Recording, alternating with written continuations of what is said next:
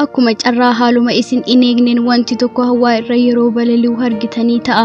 Wanta barbaadayyuu yoo ta'e addunyaan keenya fiduun hawaa irratti kan balali'an simbirroota keessaa fi harka namootaan kan hojjetaman awurooppilaanota, jeettota akkasumas diroonota hedduu ilaaluun dinqii miti. Haa ta'u malee harka namaatiin hojjetamuu dhiisanii eenyummaan isaaniiyyuu dhalli namaa kamiyyuu bira ga'uu kan hin dandeenye bineensota akka hin jenneef dachee irratti bu'anii yeroo argaman lubbuu kan hin qabne kan fakkaatanii fi kan balali'an yeroo argitan tarii ija keessan shakkuu fi ija keessan sukkuumuun dhugumaan immoo ija kooti yookiin abjuudhanii jechuu dandeessu.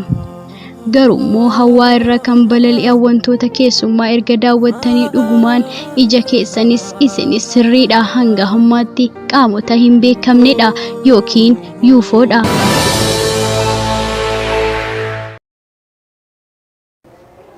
Nagaanii hunduma keessaniif haa ta'u akkam jirtu. Ani Fedhasaa Maammoon jedhama.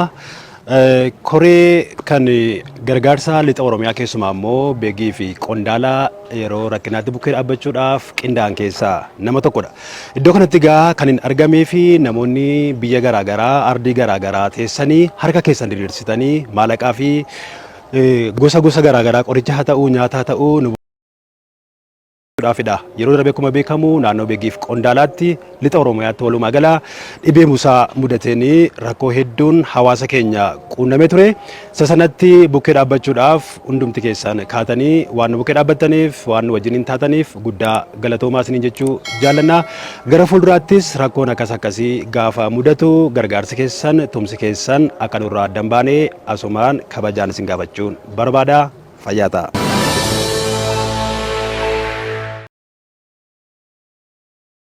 Nagaa fi jaalalli bakka jirtanitti hunduma keessaniif abaayyatu akkam jirtu daawwattoota Kiristiyaan Miidiyaa odeessa wayitawaa yeroo kanaaf isiniif qindeeffannee isin biraan ga'uuf qabannee dhihaanneerra amma xumura qophii keenyatti nu waliin turan afeerraa keenya yeroo jalqabaaf gara chaanaalii sagalee kiristaanotaa Kiristiyaan Miidiyaatti kan dhuftan sabiskiraayib godhadhaa.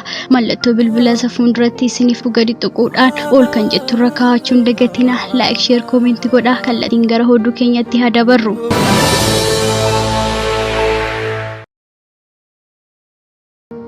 Akkuma carraa haaluma isin hin eegneen wanti tokko hawaa irra yeroo balali'u argitanii ta'a. Wanta barbaadayyuu yoo ta'e addunyaan keenya fiduun hawaa irratti kan balali'an simbirroota keessaa fi harka namootaan kan hojjetaman awurooppilaanota, jeettota akkasumas diroonota hedduu ilaaluun dinqii miti. Haa ta'u malee harka namaatiin hojjetamuu dhiisanii eenyummaan isaaniiyyuu dhalli namaa kamiyyuu bira ga'uu kan hin dandeenye bineensota akka hin jenneef dachee irratti bu'anii yeroo argaman lubbuu kan hin qabne kan fakkaatanii fi kan balali'an yeroo argitan tarii ija keessan shakkuu fi ija keessan sukkuumuun dhugumaan immoo ija kooti yookiin abjuudhanii jechuu dandeessu. Garuu hawaa irra kan balali'an wantoota keessummaa erga daawwattanii dhugumaan ija keessanis isinis sirriidha hanga hammaatti qaamota hin beekamnedha yookiin UFOdha. Maalummaan isaanii kan hin beekamne qaamonni kun eenyummaa isaanii fi maalummaa isaanii moggaasni ibsu hanga hammaatti saayinsiidhaan hin beekamne. Saayinsichi hanga har'aatti kan isaan waamu qaamota balali'aa hin beekamne yookiin immoo Ingiliffaan unidentified flying object jechuudhaan gabaabsee yoo waamu UFOdha. Addunyaan akka irratti haasa'uu dirqameera. Sababni isaa wantoota keessummaa yeroo hedduu dachee irra iddoo garaagaraatti mul'ateera jedhamee odeeffannoon isaa faca'us. Haa ta'u malee footoodhaanis ta'ee viidiyoodhaan deeggaree namni mul'ise tokkollee jiraachuu dhabuu isaatiin hedduun isaanii dhimmi kun sobadha, UFO'n wanti jedhamu hin jiru jedhanii akka amananiif dirqamsiiseera. Kanaafuu yeroo dhihoodhaa sitti mudannoowwan wantoota hundumayyuu akka ture gochuudhaan waraabee kan teechisu kaameraa meeshaa jedhamu uumamuu isaatiin gara biraatti fooyya'aa dhufuu isaa hordofee unidentified flying object yookiin UFO'n afaan namootaatiin argineerra jedhamee haasa'amuu irra darbee viidiyoodhaan waraabamee kaahameera. Sagantaa afeerratti 6 waraabbii viidiyoo UFO'taa daawwanna. Jahaffaa Bakur Buugaatis UFO'tti argamedha. Bara 2007 waardiyyaa halkaniitiin kan hojjetu nama Turkiyyaati. Shaamaan hojii isaa kan hojjetu mandara xiqqoo Turkii keessatti kan hin baramne wanta keessummaa daawwata. yeroo suma muudanicha kaameraadhaan waraabuu jalqaba. Yaatish fageenya dhihoo irratti waan argamuuf ariitiidhaan waan balali'u waraabbii viidiyootiin qabachuu danda'eera. Kanaan kan daawwachaa jirtan waraabbii viidiyoo irratti qaamota mul'atu yoo ta'u, tarii UFO'wwan kanarra adeemaa kan jiranii fi uumama keessumaa haala hanadota addaa jedhamanii kan waamaman ta'uu danda'u kan jedhu mala dhooftonni gumaachaniiru. Haa ta'u malee qaamonni balali'aa turan kun maalummaa isaanii kan hin beekamnee fi qaama balali'aa UFO abbootii aangoo biyyattii waa'ee haalichaa hubachiisuu irraa of qusatanis akka carraa Turkii waa'ee UFO qorannoo bal'aa akka gootuuf carraa waan bante yoo ta'uyyuu Yaatish Yaamaan muudannoo fakkii Turkii mudate viidiyoodhaan waraabee kan kaa'e isa qofa ta'uu ibsameera. Shanaffaa buufata humna qilleensaa UFO argamedha. Bitootessa 2004 kan mudate Meeksikootti to'annaadhaaf socho'aa kan ture loltuun jeetti osoo hordofuu osoo itti yaadiin boca kubbaa kan fakkaatu kan qaban 11 ariitiidhaan balali'uun kan argan yoo ta'u, turtii booda garuu jeettota jalaa kan dhokatan dubbatu. Opereeshinii kana irra hirmaataa kan ture Laatiraal Naaviroodiskas kan dubbate yoo ta'u, paayileetii kan ture Meejiris Kaastros gama isaaniitiin UFO arganii ifatti mirkanaa'ee kan gadi lakkifame waraabbii viidiyoo dhugaa akka ta'e fi baay'ee dinqisiisaa fi sodaachisaa kan ta'e immoo UFO'ta hordofaa turuu isaanii akkaataa nama dhibuun ija isaanii duraa dhokachuu isaanii muudannichaan ibsaniiru. Arfaffaa Agwaadilee karaa qilleensaa irratti UFO argamedha. Turuweek Turooksiitti kan argame karaa qilleensaa Reed Heerlaand irratti eebila 2014 wanti hin beekamne tokko ariitii ajaa'ibaatiin ka'uudhaan ol balali'uun erga jalqabee gara bishaanii keessatti galuun mul'ateera. Yeroo ta'us eegumsi naannoo sanaas ta'ee hojjettoonni karaa qilleensaa guyyaa tokkollee mul'atee kan hin beeknee fi tasa uumame. UFO'n kun gara bishaanitti yeroo siqu bakka lamatti kan qoodamee fi liqinfamuun isaas kan miidhamaa kan turre qulleessaniiru.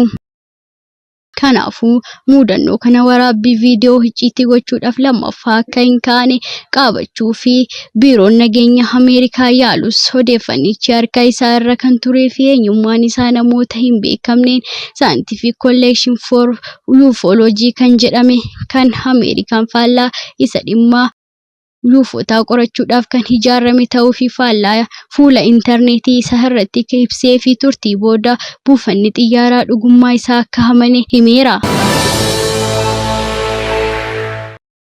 Sadaffaa Goofaast UFO kan jedhamudha. Amajjii 2015 waggoota 6 dura waraabamee waggoota 5 booda 2020 kan ba'e waan viidiyooti. Viidiyoon maqaan isaa Goofaast jedhamu kun waraabbii biiroo loltuu Ameerikaa Pentaagos waggaa 5 booda kan amanee fi pirezidaantii yeroo sanii turanii Doonaald Tiraamp osoo hin hafin waraabbii viidiyichaa akka ilaalan taasifame. Kunis viidiyoo ariitiidhaan UFO socho'uu kan ture kan amanamee fi haala dinqisiisaadhaan osoo sochiirra turee jiruu kan dhokate yoo ta'u, mul'achuu viidiyichaa daawwachaa kan turan miseensi kun viidiyoo bashannanaa akka waan daawwatanii raajeffachaa turanii booda jeettonni ammayyaa Ameerikaa to'achuu dadhabuu isaaniitiin guutuutti akka jalaa dhokate dubbataniiru. Waraabbii viidiyichaa waggaa 5 booda yeroo sanitti pirezidaantii kan turan pirezidaantii Doonaald Tiraamp waraabbichi yoo dhiyaatu faanii kana UFO'dha jedhee amanee fudhachuun natti ulfaata jechuun ta'uu danda'a yoo ta'es na dinqa jechuun haa ta'u malee ta'uu diroonota oduu funaantuu Chaayinaati jechuun gachisiisaniiru. Lammaffaa Filiirwaar UFO'dha. Ministeera loltuu Ameerikaa Pentaagin kan gadi lakkifame waraabbii viidiyoo ulfaata UFO'ta Filiirwaar yoo ta'u, Saandigoonis 14/2004 kan argame waraabbii viidiyootii haaluma wal fakkaatuun Ameerikaan kan to'attu raadaar irratti galee gurraachaa fi waan akka geengoo fakkaatu qalbii baay'oolii hawwateera. Wanti gurraachi kun haala nama dinquun erga socho'aa turee booda caalatti gurraachaa ta'aa dhufe. Dhumarratti ilaalcha jalaas dhokachaa akka ture naannichatti muudanicha hordofaa kan ture Commander David Flavor hubachiisaniiru. Tokkoffaa Jaambibool UFOdha. Goofasti yeroo mul'atetti yeroo wal fakkaataa keessatti kan mul'ate Jaambal kan jedhamu maqaan ittiin waamamu kan kennameef yoo ta'u dhiyeenya Floridaatti kan mul'ate yoo ta'u Jaambal warra kaan irraa adda kan isa taasisu boca xiyyaaraa kan qabuu fi sochiin isaa suuta kan jedhe akka ta'e himeera. UFO kana daawwachuudhaan qorannoo kan taasisan qorataan tokko Jaambal kana dura kan mul'atan caala boca xiyyaaraa qaba jedhee kan dubbatedha. Qaamoleen balalii kun yeroo baay'ee mul'achuu fi yeroo baay'ee kaameraa waraabamanii kan hafan yoo ta'u Ameerikaatti ministeerri loltuu Peentaagoon hojjettoota isaa waliin akkasumas biyyoota baay'ee viidiyoo waraabbii baay'ee akka jiru seentariin Ameerikaa Heriirdi yeroo tokko dubbatanii akka turan beekameera. Maarreetti bana Raashiyaan UFO akka carraa qilleensa biyyattii keessa darbaa ture meeshaa ammayyaa misaa'ila biyyattii irraa ittiin qolatanii rukutuudhaan qilleensa irratti baqsaniiru garuu cabaan qaamaa hin beekamne kana hin argamne. Naasaan akka jedhanitti bara 2027tti Hawaarri akka buufata Naasaa bakka banu himeera. Gama biraatiin baruma 2027tti akka lakkoofsa faranjootaatti eeliyaansoota yookiin UFO fi dhala namaa gidduu waraanni akka adeemsifamu raajamaa jira. Yeroo yeroon gara pilaanetii dachee dhufuun dhala namaa kan daawwatan qaamotni hin beekamne kun dhala namaatti miidhaan irraan ga'uun kun dhala namaa fi UFO yookiin qaamota hin beekamne kana yookiin qaama isa uume kana wajjin dhugumayyuu dhumarratti gara waraanatti nu galchina. Waaqayyo nu haa baraaru, dachee keenya nagaa nuuf haa taasisu.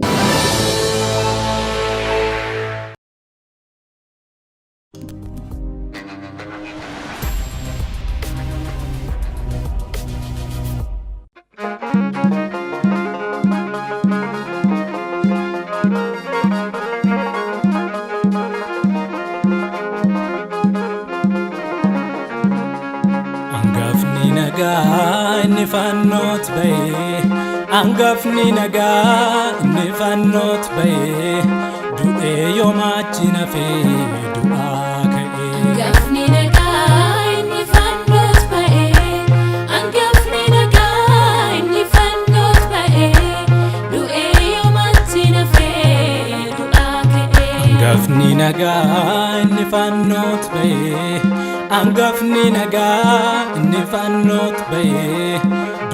Yoomachi nafee du'aa ka'ee. Angafni nagaa inni fannootti bahee angafni nagaa inni fannootti bahee du'ee yoomachi nafee du'aa ka'ee.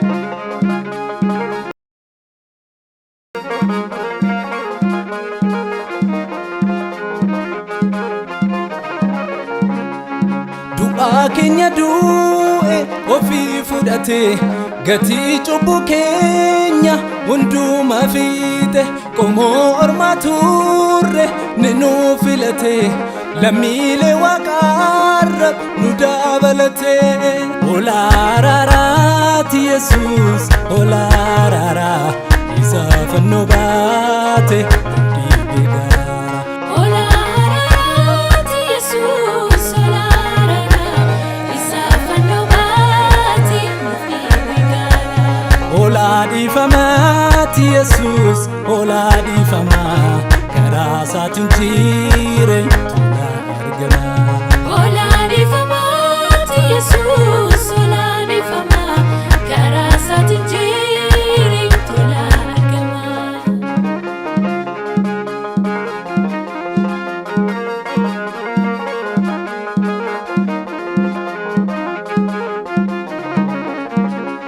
Ba'aa gurguddaa baachuu namaatu cubbuu dhiiga ofii baasuun ulfaatu nuti waaqanneen lubbuu isaa hiiree du'a baadisaarraa ofiif nu fuuree. Ba'aa gurgudda baachuu namaatu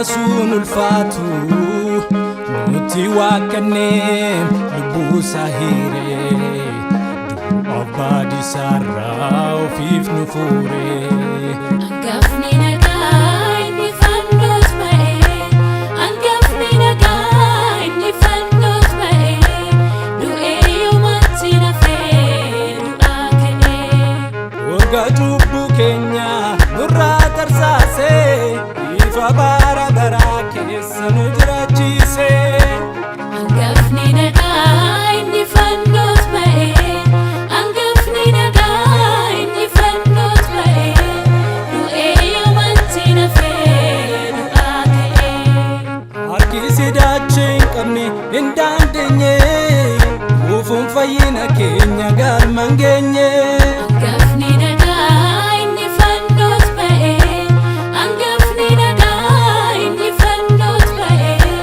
du'ee yoomatti nafee du'aa ka'ee amma du'ii geessu nutti agarsiise cubbuuf abarsasaa nurraa calaase angafni nagaa inni fannoos ba'e angafni nagaa ba'e du'ee yoomatti nafee du'aa ka'ee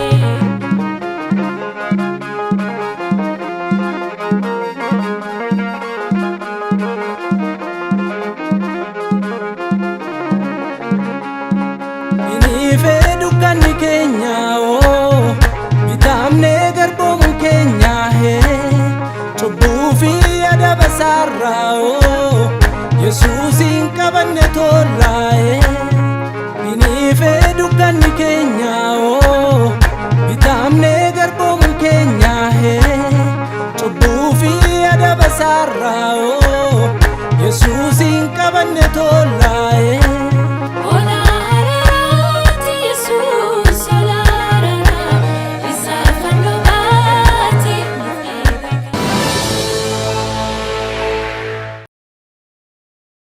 waggoota dheeraadhaaf kiristaanonni miidiyaalee ittiin sagalee isaanii ibsatan dhabuun rakkataa turaniiru. Bari'uun waan hin oolleef maarree kunoo Kiristiyaan miidiyaa sagalee nuuf ta'aa jira. Kanaaf miidiyaa haqaa odeeffannoo dhugaadhaaf wayitaawaa yuutuubii Kiristaan miidiyaa subscribe like share godhaa. warra sagalee dhabaniif sagalee ni taana Yesuus fayyisaadha. Egaan daawwattoota Kiristiyaan miidiyaa qophiin yeroo kanaaf siniif qindeeffannee kanneen hanga ammaatti daawwattanidha. Yeroo jalqabaaf yookaan qophii keenya walakkaatti gara chaanaalii keenyaatti kan dabalamtan subscribe gochuudhaan mallattoo beelii sana fuulduratti sinii ba'u ala tokko gadi tuquun ol kan jettu irra kaawwachuu akkasumas like share gochuun saanduqa yaadaa keessatti immoo yaada keessan nu kaa'uu hin dagatina. Dabalataan karaa fuula weebsaayitii keenyaa www.christiannewsethiopia.com odeeffannoowwan kiristiyaanummaa afaan beektan afaan oromootiin argachuu hin dagatina isiniin jenna.